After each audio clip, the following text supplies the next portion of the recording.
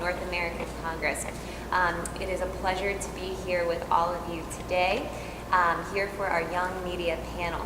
We really have a terrific lineup of panelists who have graduated from U.S. Jesuit colleges and universities and have gone on into some really exciting careers in the media. So before we begin our panel this morning, I'd like to welcome and introduce everybody. To my left is Caitlin Huey-Burns.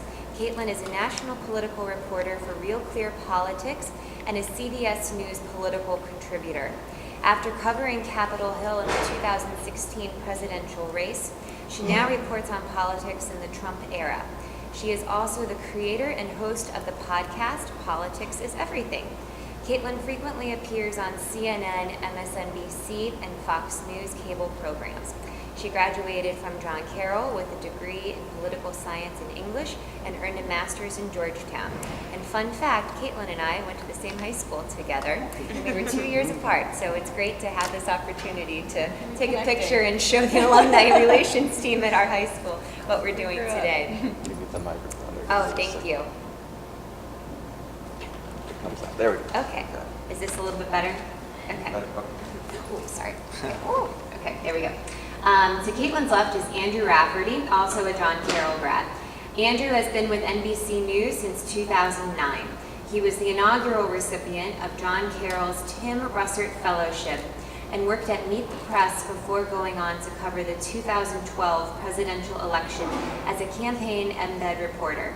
Following the campaign, Andrew went on to work for NBC News' political unit, where he covered the 2016 presidential race and continues to write and report for NBCNews.com. And then finally, to the left of Andrew is Father Sam Sawyer. Father Sawyer is a Jesuit priest and executive editor and director of digital strategy for America Media. Before entering the Society of Jesus, he worked as a software engineer and now manages America Magazine's digital platforms. He assists with masses on Sundays at the Church of St. Francis Xavier in Manhattan. Father Sam graduated from Scranton Prep and holds 2 degrees from Boston College. So, as you can see, we've got a great panel here with some pretty incredible backgrounds. So we're going to be speaking for about 45 minutes or so, and then we'll open up the floor for some questions and answers. I know that many of you will have some great questions for our panelists. So without further ado, let's begin. So could each of you please tell us about the paths that you took from college to RealClearPolitics, NBC News, and America? Start. Thank you all so much for having us. It's been so great to be back on campus for Andrew and myself. We worked for the college paper together, and Andrew was the editor, and so it's really kind of fun to be back on our old stomping ground. So thank you so much. So we graduated from college here in 2009, and we were, I would say, we were both really into news and journalism and everything like that. I moved to DC right after school and did a master's program, and then started interning I interned at NPR, and then kind of did another internship at US News, and then went to RealClearPolitics. So I kind of knew that I wanted to be in DC. I was always a political junkie, but never wanted to be in politics, which I'm very grateful not to be, but covering it is also has been a wild adventure. So it has been really neat to see kind of how things have changed over the past 8 years or so in the political landscape, and to kind of be a part of it. I was always really kind of obsessed with the news. I watched it, consumed a lot of it, but it has changed so much since we were at school here. I was just talking to our advisor, Bob Knoll, about how we didn't even have our paper on the internet back in 2008 and 9, which is, not that long ago. But now with all the different kinds of media, and there's so many different opportunities, I think, for people to really take advantage of, to get into news, to get into media and journalism. I think it is an amazing time to be entering into this field for those people who are interested in it. Lots of different kinds of opportunities and ways to break in. And I think there are lots of opportunities around the country. I'm really happy to see more focus, or hopefully more focus, kind of outside DC and New York, I think local reporting is so important and something that I think we should invest more in. So that's kind of what I think of it in my route. Okay, Andrew. Yeah. Well, you know, we got 3 mics here. I don't want to knock that one over. All right. Well, thank you guys. Just to echo what Caitlin said, thank you guys for coming out on a Friday morning to listen to us. Caitlin mentioned we were both part of the award-winning Carroll News staff. If you guys have a chance, I encourage you to pick up copies. I'm sure they're located around campus. And I got to NBC News because I had the amazing foresight as a high school senior to just choose to go to John Carroll University. And knowing that 4 years later when I graduated there, serendipitously started a fellowship for someone to work at NBC News. So I was totally lucky, and then I graduated in 2009, and unfortunately Tim Russert, the longtime moderator of Meet the Press, passed away the summer before that. Of course, he was an alumnus of John Carroll. He was so supportive of this community, and in order to honor him, both NBC News and the university kind of teamed up to start this opportunity for somebody, a graduating senior, to go to Washington and work for the show Meet the Press. And I was lucky enough to be able to do that. It kind of helped that I'm also from Buffalo, like Tim Russert, so that didn't hurt my application process. And the good news is there's been like 8 people since me, so I didn't totally ruin it by being there. But yeah, since then I worked at NBC. I've had a lot of different hats. I worked at Meet the Press. I was able to cover the 2012 campaign, as they call them, a campaign in-bed reporter, where you go around and you travel with one specific candidate and go all over the country, which was a great experience. And now I work for NBCnews.com, which I encourage you all to mark as your homepage. Refresh frequently throughout the day, share on Facebook, Twitter, any of your other social media. Yeah, thank you guys for having us, and looking forward to this.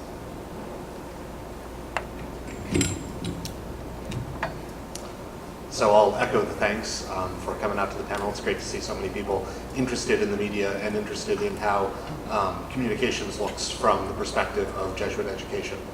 My own path is nowhere near as clearly directed to the media as Caitlin or Andrew.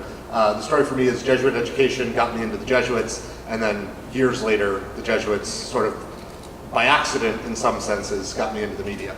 And that's even though, as a senior at Boston College, I did help start a guerrilla Catholic newspaper that existed for like 3 years. I can tell that story later if anybody wants to hear it. No, but the story is, during Jesuit formation, at the end stage of Jesuit formation in theology, a couple of close Jesuit friends and I founded a website called the Jesuit Post, which, if you haven't yet seen, please check it out. Written entirely by Jesuits in formation, and mostly not as news or media coverage, but as a way of doing evangelization, of showing how faith and culture meet.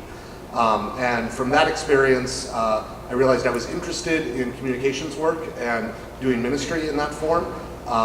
And America Media, which publishes America Magazine, was looking for somebody to help revitalize and invigorate the digital platforms and rebuild our website, which got relaunched this January. So 2 years ago, my provincial made me available, and I started work at America. Well, that's fabulous. So a question again for all of you. How do you apply your Jesuit education to your work? Were there particular courses that you took at John Carroll or at Boston College, or any lessons that you've learned from Jesuits during your experience that have really made an impact on your work today? Go down the order, or maybe start with Dan. We'll start with the priest. Start with the Jesuit. Yeah, it's relatively obvious how to apply Jesuit education to work in a Jesuit magazine that covers and I certainly, I didn't do any journalism courses or anything like that in the course of Jesuit education.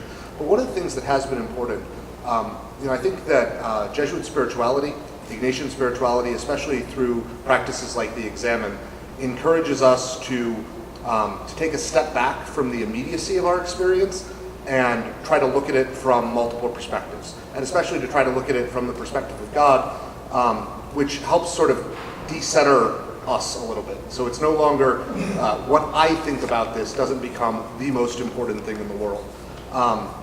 And during my education, the tradition of the rigorous education in the humanities, so the core curriculum, and especially for me at Boston College, I went through a great books version of the core curriculum, so reading through the great tradition, and learning to think about and adopt all those different perspectives, I think has been hugely important for working in the media. Not just to be able to think about the perspectives of the people you're covering, but also as we work to put our content out there in front of other people, to think about the way it's going to be received. So rather than just throwing stuff at the wall that we want to read or that looks interesting to us, there's a real discipline of saying, what does this look like? How will it be perceived from somebody else's perspective? That's, I think, critical to doing any good work in the media. Yeah, when I got onto campus, I was at John Carroll. I was definitely impressed with the amount of diversity and intellectual diversity that was present. I think that, and we talked about when we worked on the student newspaper, and it was both at the student newspaper and in the classroom, we were talking about and debating things that are pretty difficult and ideas that weren't necessarily within traditional Catholic kind of values. We weren't afraid to kind of talk about that sort of stuff. And I think that's why I always associate Jesuits with intellectual curiosity and kind of debate.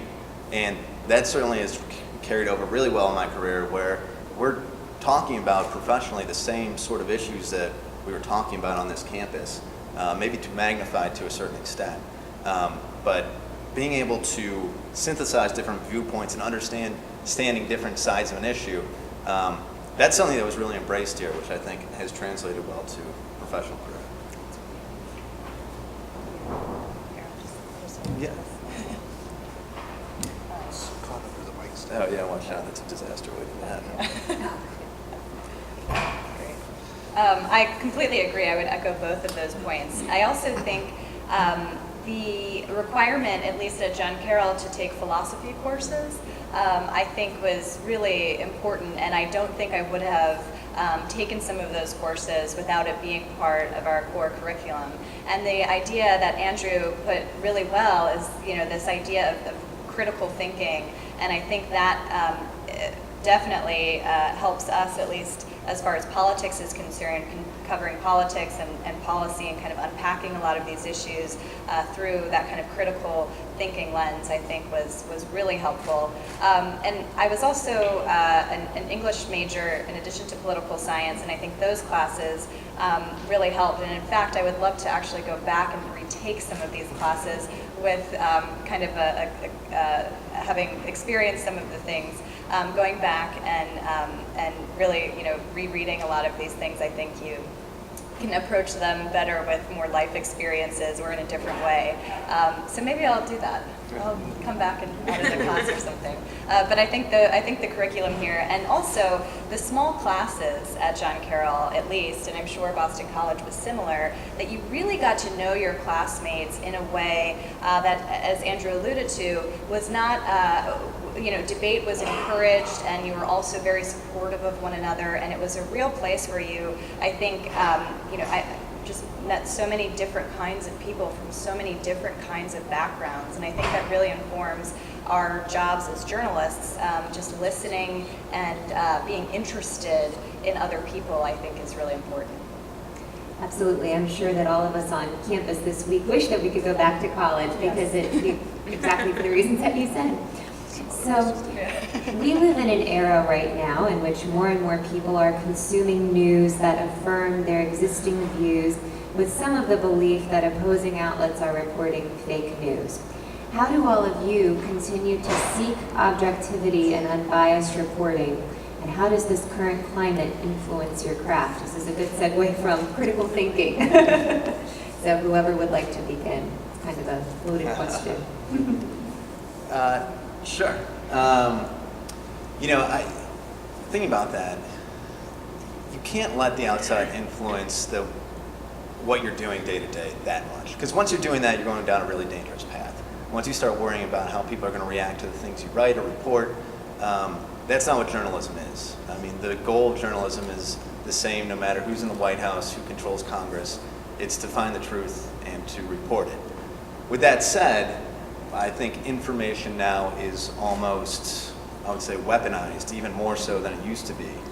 And if we make a mistake, where the types of things we cover, that almost gets used as ammunition against us. I mean, we both had, I've had friends reporters who cover the White House who, it used to be if you screw something up or if you're doing something that they didn't like, aides would take you, I'm not speaking from too much experience, but I'm speaking from the experience from those who are older and wiser than me who tell me this.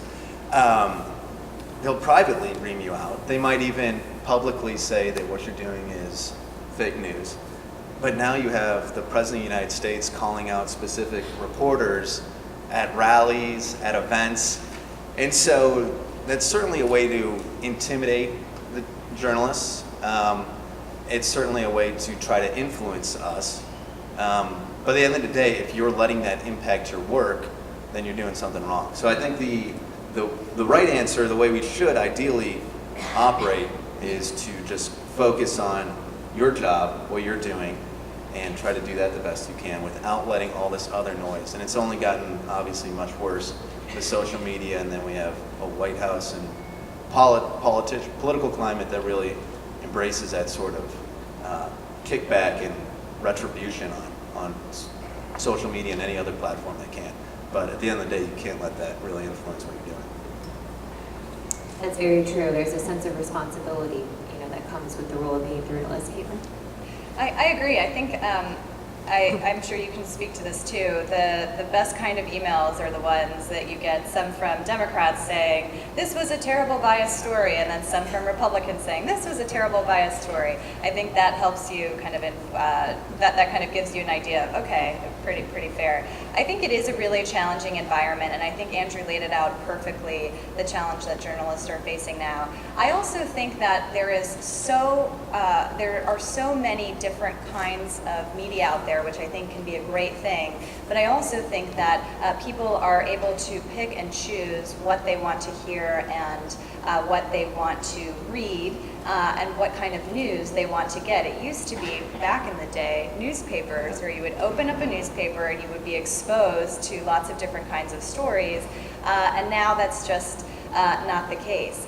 But I do think, having said all that, I do think there is a real craving among lots of Americans, or at least perhaps this is my naive hope, but that there is a craving for just kind of the straightforward news, the analysis. I think people are so busy in their everyday lives, but I also think that one of the great things about our political environment, some silver lining, is that people are more engaged in politics than ever before, at least that I can remember. And I think that's really important. And so I do think that while there is a lot out there, people are craving a way to kind of cut through the clutter and get what they need to know and participate. So you have seen, ratings up at news stations. You've seen subscriptions up at newspapers and other news outlets. And so I think it's a really important time. It's a difficult time, but I think, as Andrew said, if you kind of just keep to the mission, it will work out. Sam? So I think I covered this from a perspective that's certainly bordering, but a little bit different, because what America does is, number one, explicitly Catholic and in some sense dedicated to evangelization, but also we're much more an opinion and analysis shop than we are straight reporting. We do some of that around church news, but that's not the bulk of what we do. So one thing that's been important for me is simply to read widely, right? Like at a minimum, the New York Times op-ed page and the Wall Street Journal op-ed page. And just seeing the gap between those two, or seeing the different perspectives, even in headlines in those two, is instructive. But you need to read beyond that as well. I think if you're not reading on a daily basis something that you wouldn't naturally agree with, you're probably doing yourself a disservice. This also has meant for me that and it's kind of a surprise to me, I wouldn't have expected this a year ago, I basically stopped using Facebook as a source for things to read. Just because, given the distribution of my friends, it tends to have an echo chamber effect. So, like, fine to engage there and have conversations there. It still works for that, but it's not a good aggregator for me of what I want to be reading. Yeah, I mean, in many ways, I think that what social media, what the sort of instant and basically zero cost distribution of information has left us with is the need for all of us to grow up, to be more mature as consumers of media. And so, and I think, you know, from a spiritual perspective, it is something that ought to be in kind of a daily in an examination of conscience. How am I consuming information and how is it shaping me?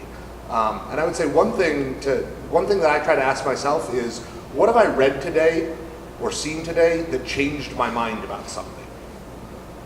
And if there's nothing, it probably means that I've been siloing myself into only reading media that I already agree with.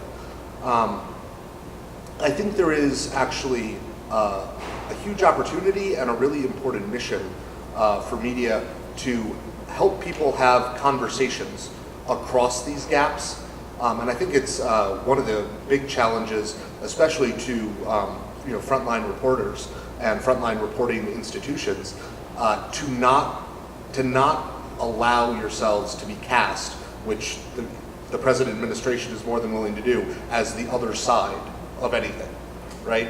As if there's media truth and the real truth or something like that. And yeah, I think it's so important to be able to not just hold the line in ethics and reporting and unbiased reporting, but also to find ways of communicating, ways that people can actually hear where that's perceived as well.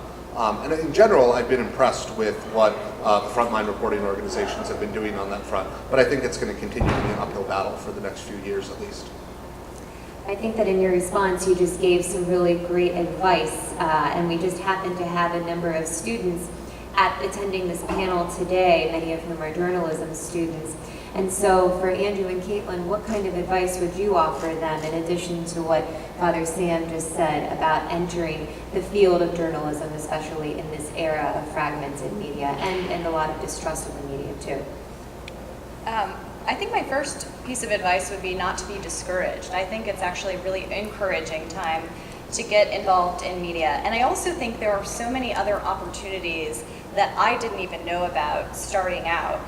There are lots of different outlets now than there were before. And I think the best way to kind of get involved, at least in college, is of course through internships, but also there's so much that you can kind of do and show on your own just through your iPhone, whether it's capturing video in a compelling way or, starting up, anybody can start a podcast now, practicing interviewing skills and that sort of thing.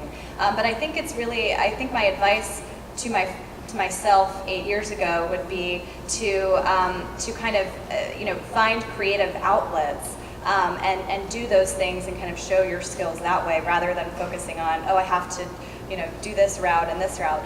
The thing I think I'm learning is that there is no one single pathway to get to where you want to go. I think there are a lot of different kinds of opportunities, and I think that people should be really encouraged by the environment rather than discouraged by it. Yeah, to echo what Caitlin just said, now is the time. We need people who want to go out and report and try to find the truth and try to do it in a way that helps Americans understand what exactly is going on, what cuts through the noise. People who want to do that as opposed to people who want to be on TV and bloviate about what they think America should be doing or shouldn't. We need more actual reporting and reporters. So you should be very encouraged right now.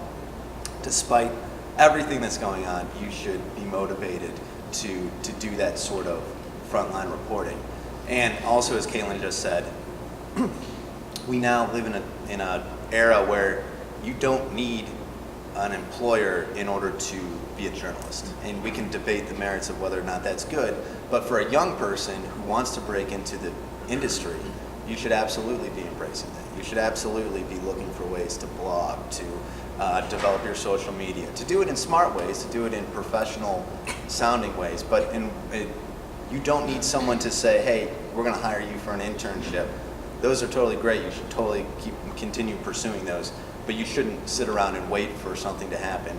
And obviously, we're going to plug the student, whether you're John Carroll or anywhere else, we're going to plug your student newspaper, because that is where we both got our jobs, and it was incredibly helpful, and I learned more probably doing that than I did anywhere else in my developmental career in college. So yeah, there's a ton of different avenues. You should be exploring them all and not be afraid to be a little bit creative and do some stuff now that might make you stand out. That's really just excellent advice from all three of you. In addition to having a number of local students here who are either at John Carroll or elsewhere, we also have many other international attendees who are all here for the WUJA gathering. As WUJA is a global event, and in keeping with the theme of the frontiers, can each of you identify an emerging global issue that we'll be dealing with in the near future, or a current issue that will only continue to intensify? And this can be from the lens of a reporter, or something that you think will be really important for us to really pay attention to. Sandy, might be good to start from America. Yeah. So, I mean, I think there's, it's probably the most obvious answer, but I think it's obvious because it's actually also the truest answer, that climate change is going to continue to be a huge story, hugely important, and I think we've only begun to grasp the ramifications of not just what it's going to mean, understanding the science of it and the way it's going to affect the physical systems of the climate, but what it's going to mean in terms of social upheaval. And I think this is something that was, that Laudato Si, Pope Francis's encyclical on the environment, really highlighted, that the effects of climate change are going to be felt first and going to be felt most strongly in communities that are already the most marginalized and at greatest risk. I think we're going to see increases in the kind of refugee crisis that we've already been seeing for political reasons. I doubt anybody really has a good model of where we'll wind up as climate change starts putting more pressure on people. But if I can double dip on this answer, Please. the other thing I would say, I've been amazed at how little coverage things like the situation in Venezuela have gotten, at least in U.S. media. And similarly, I would say I continue to be just sort of shocked by the fact that Africa goes almost entirely uncovered in U.S. media attention. And I think, so huge, massive centers of population and cultures that really, I'm not sure the rest of the world understands very well yet at all, but I suspect are going to be hugely important players in the decades to come. Yeah, and actually, to piggyback off your answer a little bit, I think that when we're talking about global trends or things to keep an eye on, I am particularly interested in who fills the void if America continues to kind of retreat from things like the Paris Accord, when we have a president who is talking about reforming NATO, doesn't want to be the leader of NATO anymore. You have European countries who are kind of stepping up and trying to fill that void, Germany or European Union as a whole. I think, the issue of American leadership, and if we remain as the beacon on the hill, the global superpower that we like to think of ourselves as.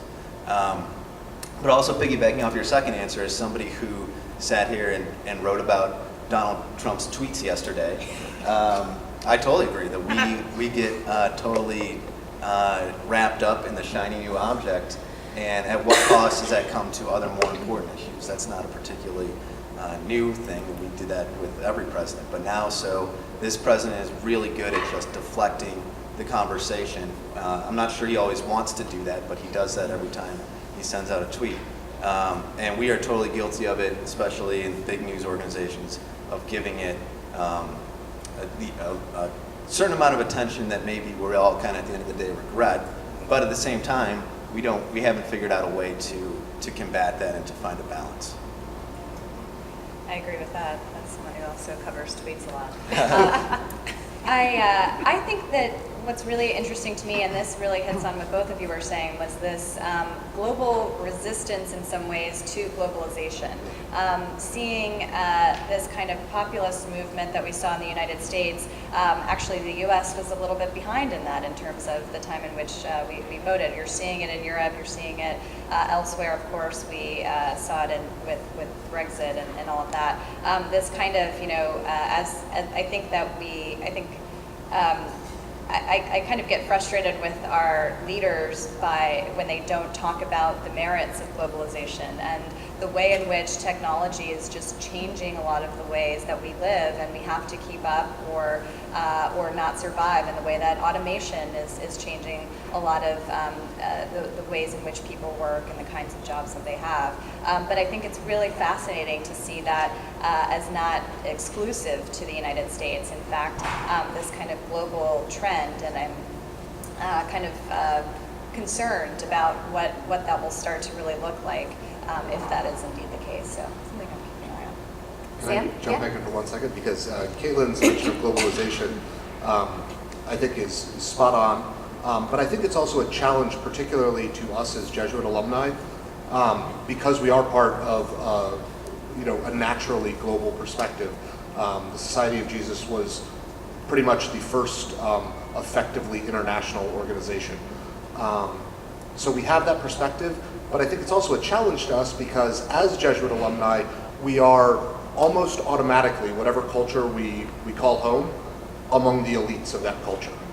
We're the privileged ones who have had the education, who have the resources, and it is, I think, very easy for us for that to become a bubble, right? And whatever partisan affiliation we have within that, we're still in the bubble of the people who have access to the resources and the options and kind of who sit at the top of their culture in many ways.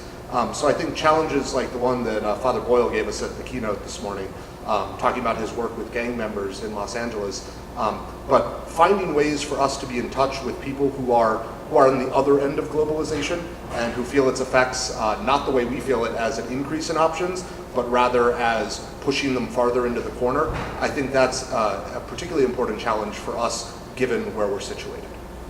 You've got a really good way of segueing from one topic to the next, because it's almost like I saw the question. Well, in light of what Sam just said, we are thinking here at WUJA about ways that the international and national networks of Jesuit alumni can better work together, and tomorrow we'll actually be discussing some resolutions that will be put forth by the delegates and by all of the members here at WUJA. And obviously we're trying to find ways to collaborate more with each other. So what are some creative ways that all of you think that the Jesuit Alumni Network here in the United States, among all of our alumni, we have 2.5 million living alumni across the world, just of U.S. Jesuit colleges and universities alone. How can they be helpful to young journalists, young professionals coming out of college, as well as the global network?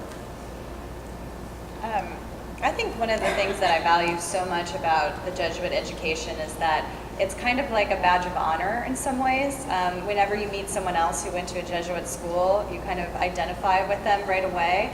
And I think that is really important in terms of having a network. I mean, I feel such an affinity for people who say that they went to John Carroll, for sure, or another Jesuit college, because you share this kind of bond and you share presumably a similar type of thinking about the world. And so I think that's really cool. I mean, it's part of this club, so to speak, and I think we can all really help each other that way, and just making that more accessible and possible, I think is important. Yeah, I was really impressed when I started NBC, I guess 8 years ago. There were a ton of Holy Cross people, and I realized it came from Chris Matthews went to Holy Cross, and he really promoted Holy Cross people.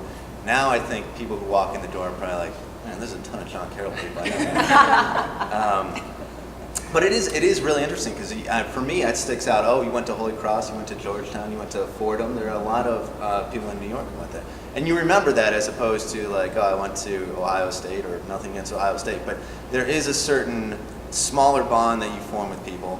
And even the John Carroll DC alumni, there's on Capitol Hill, they're doing great stuff in government. Stuff that, I'll go to an alumni event and I'll be like, I don't know how I've never met this person before. They're doing really important and interesting work, and wish that I would have been able to connect with them earlier, because there's really cool stuff that's going on in DC, in New York, and having more of those kind of alumni get-togethers, just making people aware that, hey, you went to Jesuit school and you're living in the same city and you're kind of doing the same thing.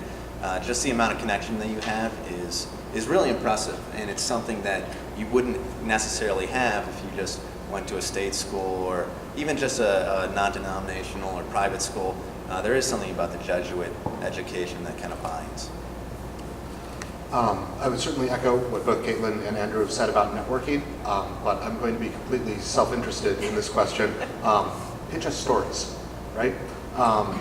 Somewhere out there, both in the American church and in the international church, there is the next Sister Helen Prejean. There is the next Father Greg Boyle. There are lay leaders doing things that people have not even begun to hear about yet, really transforming the world, doing the work of the kingdom. And these stories aren't being told effectively, largely because no one knows about them to tell them yet at effective scale. This is a problem we're working on solving at America, but we can certainly use the help. So to people both across the US Jesuit Alumni Network, but also across the world Jesuit Alumni Network, please help us find these stories. When you see somebody doing the work of justice, doing the work of the kingdom in a really powerful, novel way, let us know about it so that we can write a story about it and make it visible to the whole world. Amen to that. I was just going to mention what Andrew spoke about, all the alumni in DC. In case you didn't know, 10% of the U.S. Congress are Jesuit alumni. So it's a funny thing. I'm sure that's a mark of distinction all the time, honestly. But it shows you how broad the network We is. put that press release out, It's the and good we 10%. get bites on it. It's a pretty exciting thing. I'm not quite sure how to articulate it, but people are very interested in when they learn that 10% of Congress are Jesuit alumni. And I think that speaks to the commitment to public service. You see just so many incredible people dedicating their lives. We're going to be preparing for the question and answer session soon, but just one final question, kind of a fun one for all the panelists. In addition to many members of Congress who are Jesuit alumni, there are Jesuit alumni in the roles of humanitarians and doctors and athletes and scholars and scientists, pretty much any type of job you can think of.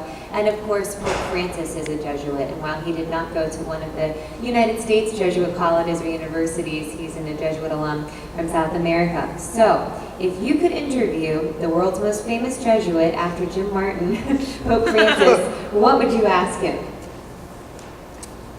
I'd have to email Sam and say, hey, I'm interviewing the Pope. You gotta get this. No, I would say, barring news of the day, I would ask him, he was seen as a very transformative figure, and I'm not even sure if that's something he particularly embraced or if that was if he saw himself as a transformative figure, but I think he was largely seen as kind of a breath of fresh air as the new leader of the church. And I would say now, a few years in, does he feel like he is still that transformative figure, and what has he done to change the church, and how much does he want to actually change the Catholic Church? How difficult has it been? I think it's very similar to politicians in the U.S., where they come in as these transitional figures and then they run into brick walls left and right. I assume Pope Francis has experienced some of that same difficulty. And I'd be interested to know kind of where he views the church is now as opposed to when he assumed the papacy. Yeah, I think that's a great question.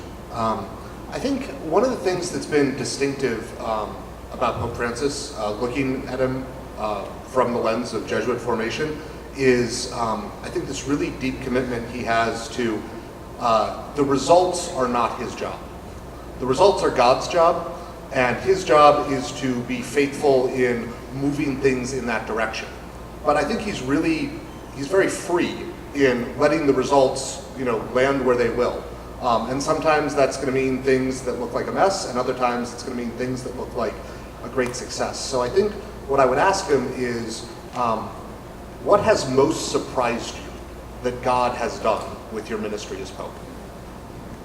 Great question. Caitlin? Oh gosh, these are tough to follow. I think we need to do a joint pitch on an interview Yes, with exactly. Francis. This could be fun. Let's start right. Yeah. One of the things that I'm really interested in is, how this Pope has re-engaged young people back into the church. We're in a time where millennials, and I don't even know what this generation, what Z. We're very skeptical of institutions. We're not joining political parties in the way that we used to. We're not joining churches in the way that we used to. So there are a lot of questions I think that young people have. And I think to Andrew's point, that Pope Francis has been a transformative figure insofar as he's been pretty, accessible in ways that I don't think that a Pope has been before. So what he's doing, what are you doing to bring young people back into the church and get them to stay engaged and to be part of this at a time where they're kind of skeptical of it? I think would be interesting. Those are really great questions. Well, I think it's probably about time that we open up the floor for some questions and answers. This is your opportunity to get to engage in a great dialogue with these wonderful panelists. So how should we do this, Dave? Yeah, I think,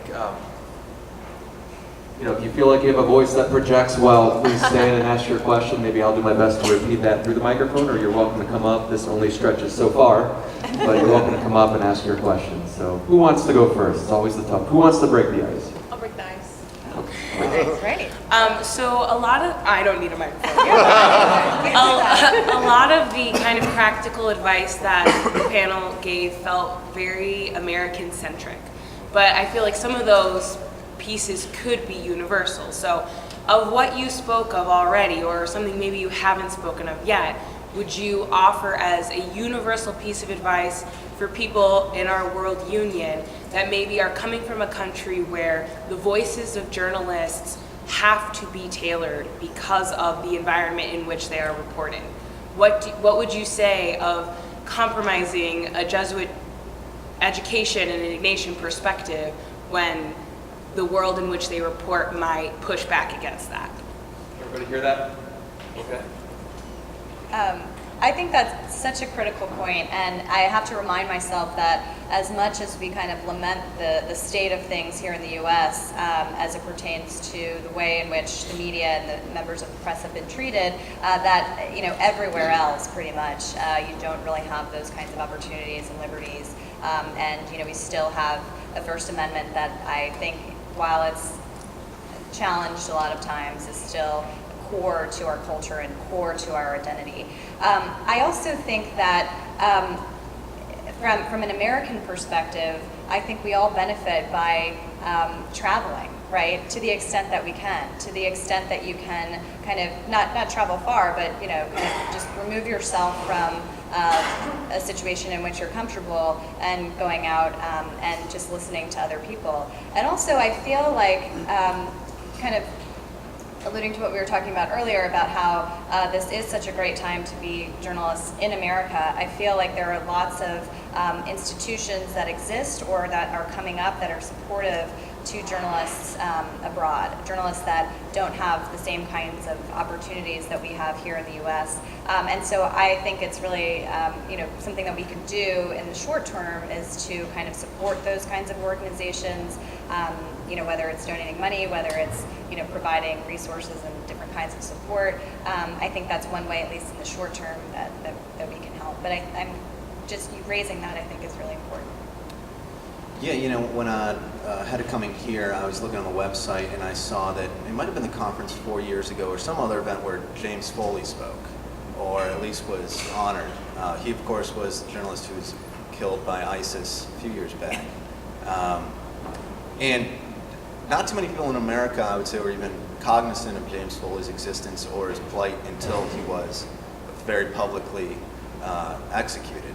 And so I think part of it is really just doing a better job of celebrating people who are going out there and putting their lives on the line. Because as Caitlin said, we get wrapped up in what access we have in America and how they don't want to do press conference. The latest controversy is whether or not the White House briefings are going to be televised or off camera. But there are people who are literally putting their lives on the line by doing great reporting. The stakes are so much higher. And so I'm not saying, I don't mean to minimize that, because that is access and White House transparency is important. But I think in America, we get so wrapped up in the day-to-day stuff that we kind of forget or don't put the value on some of that global reporting that is going on, where people are actually putting either their lives or their freedom at stake. And I think we need to do a much better job celebrating that. I'll take the opportunity to amend my earlier recommendation to read across partisan lines to say consume international news as well. And also it's like stuff like Al Jazeera that's going to come from a worldview that most of us are not occupying on a daily basis. Beyond that, I think, in terms of how the work goes, and I certainly want to echo the appreciation for the heroism that's sometimes called for and demonstrated by journalists working in these situations. But I also think there's something to learn from Jesuit tradition there. And I'm thinking about somebody like Matteo Ricci, who went into China and wasn't able to publicly do what he had been sent to do, right? He had been sent to be a missionary and to evangelize. And in order to actually get into China and be effective, he ended up having to significantly adopt Chinese culture and dress as a Chinese Mandarin. And he didn't get to evangelize openly, but the work he's done has echoed down the centuries, even though it's still not, it is by no means done, building a bridge, from the church to China or from China to the church. But I think there's, part of that is that confidence that the results are not our job, right? Our job is to cooperate with the kingdom, with God's work insofar as we can see it, and to let God worry about the results, even if we don't get to see them directly. So I think that can give us more freedom to work in non-ideal circumstances and yet still have the faith that something is going on, even if we're not accomplishing it entirely in the moment. Sir, you got a question? Yeah, this is a question more maybe for you, Father. Big picture, Catholic Church communications, sort of from the sophistication level, both on the institutional side, dioceses and parish, and then the sort of more informal side, the lay associations and schools and hospitals. How are we doing? What's the trend? We have work to do. We have lots of work to do. It's getting better. I think it is honestly getting better. This is the story of what we're trying to do in America, to scale up, a 21st century media organization and actually learn from our colleagues in the secular and professional press and adopt those best practices and put them at the service of the gospel. There are other places in the Catholic world doing a tremendous job with media. What Bishop Barron has done with Word on Fire, I think, is a model that lots of us should be looking at and learning from. But I think whether or not you go into professional media work or professional journalism, I think if you've got any talent for communication, if you've got a facility in contemporary communications tools, and especially the digital platforms, I think making that available to lay organizations, to your local church, whether at the diocesan or the parish level, is hugely important, because all you have to do is go to Google Maps, type in Catholic Church, and start looking at the websites, and you will see that we have work to do.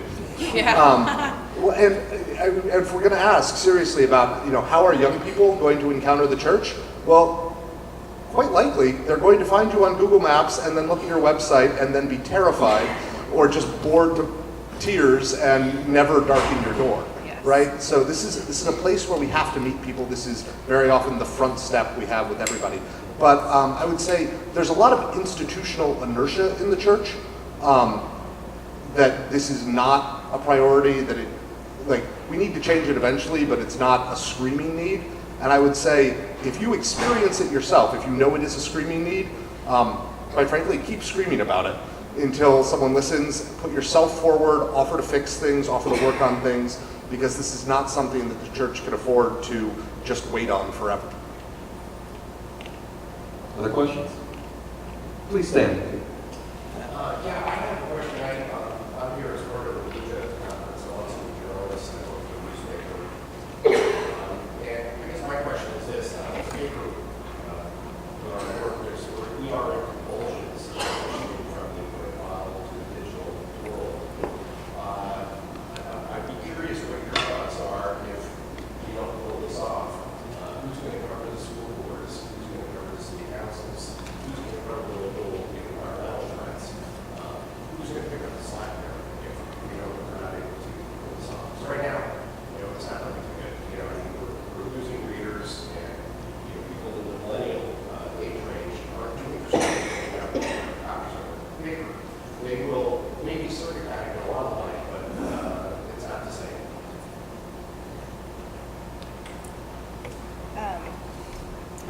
I think one of the biggest lessons from this election was that we are so focused on what's going on nationally that we're ignoring what is going on locally. And I think that is so important. Just from a political lens, I think what we learned was there is a lot of policy happening at the state and local level.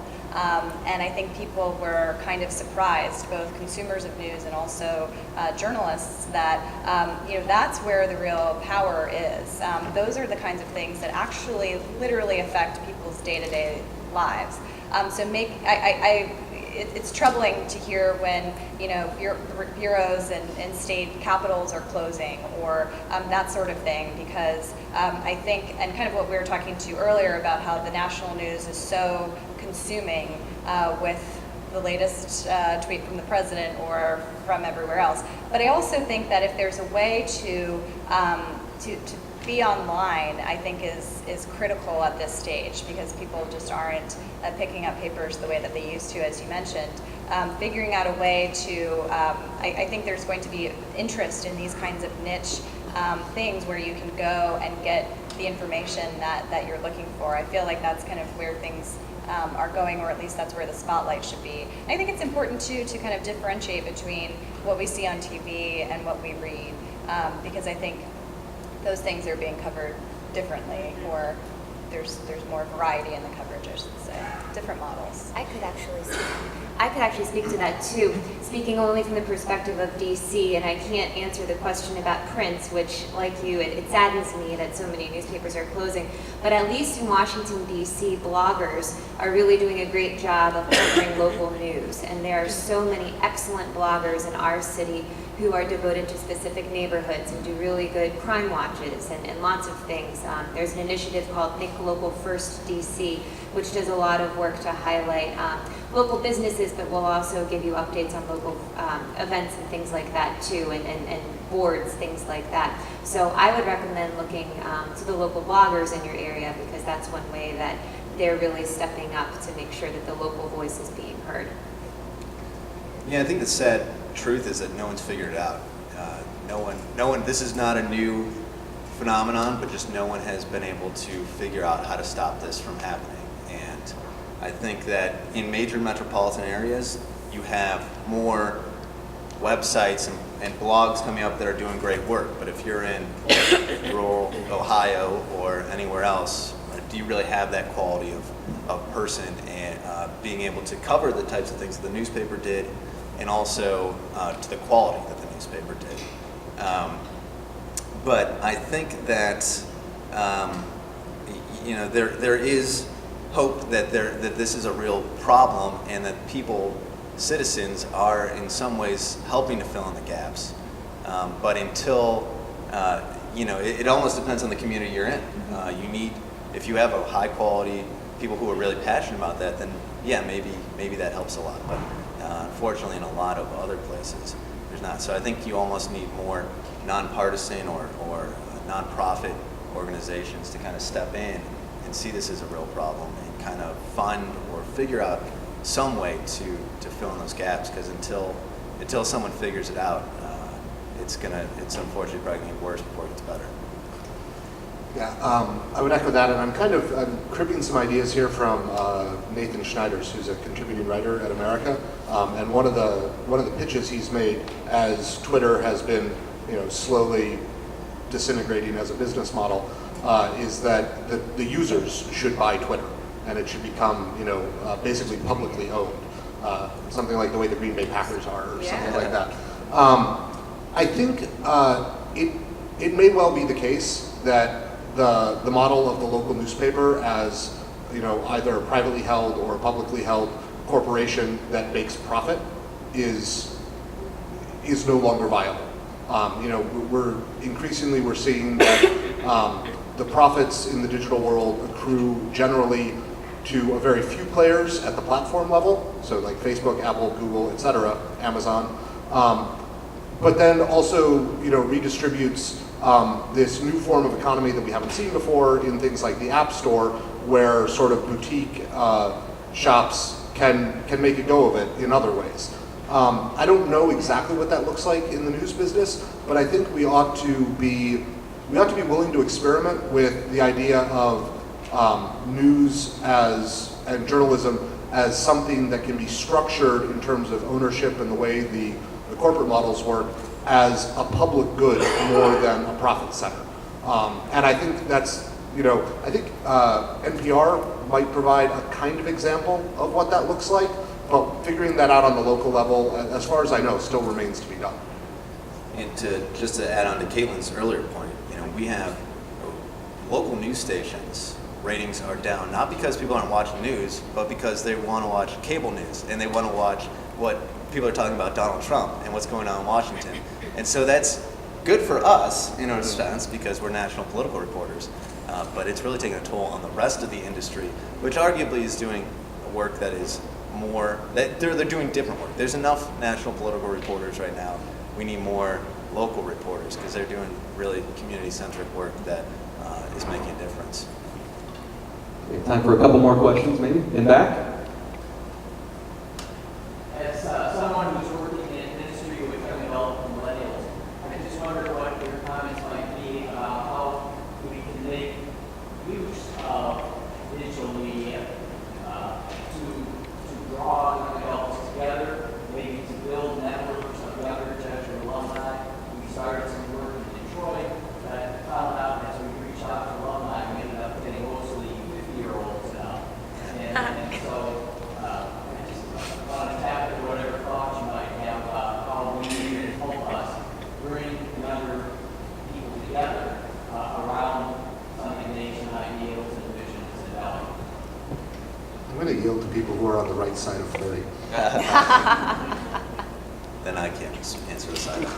I have 6 weeks. Okay. You're both closer than I am. Yeah. Okay. I will say that any kind of event that has food, I think I sign up for at least. Pizza specifically. Pizza. Yeah. I can just Yeah. Yeah. In DC, for the past 5 years, we've done a DC All Jesuit Alumni Happy Hour that brings 200 alumni of the schools who live in the DC area to a popular local bar. And there's networking, of course, and we do this all through Facebook is how we set it up, and it's a great way that people can share the word about it. And we do a keynote speaker. And so people are always surprised and ask, how do you do this? And it's like, it's the easiest thing. Just find a bar and just see if they can hold a crowd, and then ask a local Jesuit if they might want to come and speak. And so we're actually having Father Pat Conroy, the house chaplain, come for our event on Thursday, July 13th. You guys should come if you're in town. Yeah. Sam, I hope you can come too. I will be. I'll be there. Okay, excellent, excellent. So we're going to have 2 Jesuits, which is great. But this particular event has been really fun to put together, and it's a teamwork between AJCU and Ignatian Solidarity Network, the Jesuit Conference, and so many other organizations. And we're really doing this and using social media to promote it among alumni, because we don't know, who everybody is. I have a sense of who the Fordham alumni are in DC, but there's a lot of other ones. And again, what we do to distinguish this from another event is having a Jesuit presence, having somebody actually come and talk about why this is important, why we need these kind of events to bring people together.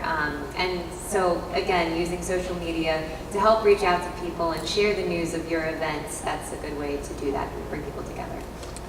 And I think, whether it's a church or anything else, the messenger is also pretty important here, where, I think a lot of organizations get wrapped up like, oh, we need to go to young people. They're on Twitter. Let's tweet some stuff out and try to get some. Having a young messenger to kind of recruit and go beyond social media or use social media in ways that they know young people use it, as opposed to just posting a Facebook event. I think that goes a long way. Whatever your organization is, and I think specifically the church. I think we have some really impressive young alums at John Carroll who have gone into ministry. And I think I would be much more receptive to an event they were promoting rather than just seeing DC Young Jesuit Alumni Group event. So I think, the messenger, along with being able to use those kind of social media tools, I think goes a long way. Amen to what Andrew said. I think that one of maybe the big transformation of the social media era is that attention is now distributed not to institutions, but via connections. And something has the authority of the person who shared it or the person who pointed it out to you, and that personal level of attestation is always conveyed with whatever you're trying to say. And I think that's actually, one of the explanations for why Pope Francis is so radically successful, because he is personally present in his message in a way that conveys authenticity and authority. That the church institutionally, whether universally or a diocese or a parish, just can't pull off when we're speaking in the persona of the institution. So I think the challenge to us as ministers is to really, make this idea of the new evangelization true in the sense of it's not what we're going to go out and say to millennials, it's what we're going to encourage millennials to go out and say to millennials. And I think our work is much more to facilitate, but also to challenge young people who are already on board to go and be evangelizers in this sense. And I think one of the things I hear a lot when I talk to young people is that there's this filter. There's this zone where they're willing to talk about religious and spiritual things, and then another much larger sort of public zone of their life in which they generally don't have those conversations, in which they present themselves neutrally because they're not sure how they would be received. And there's a lot of that has to do with the church's public image and a number of other things, but it's never going to get any better until we accompany people through that discomfort, but also challenge them to find the other side of whatever that is in their own lives. I would go to any event that you spoke at. Yeah, right. Sign me up. Okay, and just so you know, guys, we classify any alum under 40 as a young alum. Okay. So you got a ways to go. I have 2 months. Yes, last question, maybe a quick answer. We're wrapping up here. You got the floor, sir. A quick question, actually, though, for the way media works. I work for Full disclosure, Ken works in America. But I've been doing media for about 20 years on the business side of it, the dark side, as we call it, in the media industry. But I'm just curious, my question is for the audience. Why are you here? Did you get what you wanted out of them? Did you? Be nice. Kind of rhetorically, I'm really just asking yourselves, and you can give the question to somebody else after this way. I would just like to know why you're here. Did you get what you wanted? If you can give me any individual reason, like, I see a lot of students here. I imagine I want to learn how to get a job. How do I do that? A lot of boomers here. I went to a Jesuit school. I'm curious what's going on with the Jesuit voice today. And I'll be here the rest of the day too. We have a booth or something. I'm just curious as to why you're here. And media is really about, you getting information that you want. And never in the time of, in the last couple hundred years have the voices been there for you to get what you want. And like or hate Facebook and Google, they've got distribution center. And it's not just up to, whoever owns the internet or Comcast doing this. NBC. You can get what you want. And I'm curious if you get it. Let me know. Thanks. I'm here because I want to hear actual young adults talk about young adults. I think that people love talking about young adults and how do we reach young adults, how do we serve young adults, what's wrong with young adults, millennials, this, that. But they're all in their 50s or above asking these questions or projecting their ideologies about my peer group. I want to hear my peers answer these questions. And I loved hearing the different perspectives from lay and ordained, and I think that's what I want as a young adult, is to hear my peers who have the wisdom that's already been passed down. I'm younger than the panel, I won't say how much, but I want to hear from my peer group who are ready and willing to share, because that is our generation. We want to share, we want to be pushed and challenged. I feel like we hit it out of the park, if that's what you're looking for, right? So. Well, what I would say is the panel's going to be available afterwards, and members of the America staff. So please come up, approach them, and answer that question. Why were you here? Why were you interested? And did you get the advice and counsel and information that you received? So. All right, with that, I think we will wrap things up. Let's have a huge round of applause for this panel.